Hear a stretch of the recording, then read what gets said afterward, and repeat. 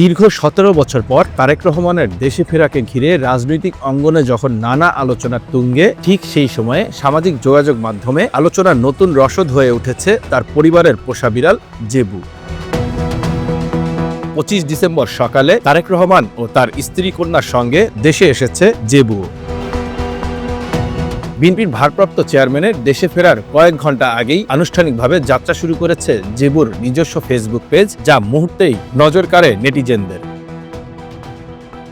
Siberian জাতের এই লোমশ বিড়ালটি মূলত জাইমা রহমানের পোষা হলেও সামাজিক যোগাযোগ মাধ্যমে ছড়িয়ে পড়া ছবি ও ভিডিওর কারণে এটি এর মধ্যেই পরিচিত মুখ হয়ে উঠেছে।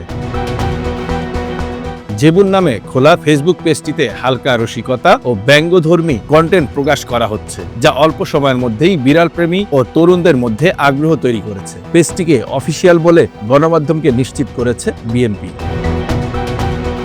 চলতি বছরের শুরুতে তারেক রহমানের মোবাইল ফোনের দিকে তাকিয়ে থাকা জেবুর একটি ছবি সামাজিক যোগাযোগ মাধ্যমে ভাইরাল হয়। সেই ছবি থেকেই মূলত জেবুকে ঘিরে কৌতূহলের শুরু। পরবর্তীতে আরও কিছু ছবি ছড়িয়ে পড়লে বিড়াল প্রেমীদের পাশাপাশি সাধারণ নেটিজেনদের মধ্যেও এটি আলোচনার বিষয় হয়ে ওঠে।